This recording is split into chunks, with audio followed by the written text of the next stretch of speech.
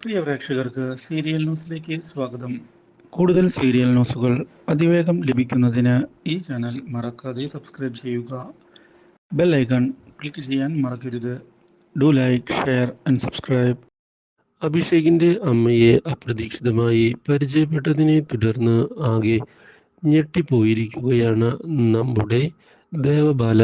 ഇതേ തുടർന്ന് അഭിഷേകിന്റെ അമ്മയുമായി നല്ലൊരു സൗഹൃദം ദേവബാല ഉണ്ടാക്കുകയും അതുവഴി അഭിഷേകിനെ തനിക്ക് വിവാഹം കഴിക്കാൻ സാധിക്കുമെന്ന് കരുതുകയും ചെയ്തിരിക്കുകയാണ്. ഇതേ തുടർന്ന് ബാല തൻ്റെ നീക്കങ്ങൾ കൃത്യമായി മുന്നോട്ട് കൊണ്ടുപോവുകയാണ്. പക്ഷേ ഇതിനിടയിലാണ് ഇഷയുമായുള്ള സൗഹൃദം അഭിഷേക് മുന്നിലേക്ക് കൊണ്ടുപോകുന്നതും ഇതേ തുടർന്ന് തൻ്റെ വീട്ടിലേക്ക് തിരികെ എത്തുന്ന അഭിഷേക് വിവാഹകാര്യം പറയുകയും ചെയ്യുന്നത്. അപ്രതീക്ഷിതമായ ഈ കാര്യം ദേവബാലയെ ഞെട്ടിച്ചു കളഞ്ഞതിനെ തുടർന്ന് ദേവബാല തനിക്കും അഭിഷേകിനെ ഇഷ്ടമാണ് എന്ന് തുറന്ന് പറഞ്ഞിരിക്കുകയാണ്.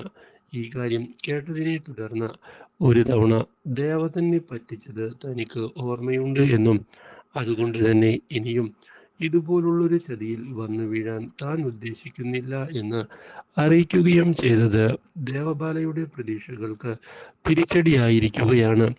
ഇതോടെ അഭിഷേകില്ലാതെ താൻ ഇനി ജീവിക്കുകയില്ല എന്ന് വ്യക്തമാക്കുന്ന ദേവബാല ഇതേ തുടർന്ന് തൻ്റെ കൈ മുറിച്ച് ആത്മഹത്യക്ക് ശ്രമിച്ചിരിക്കുകയാണ്.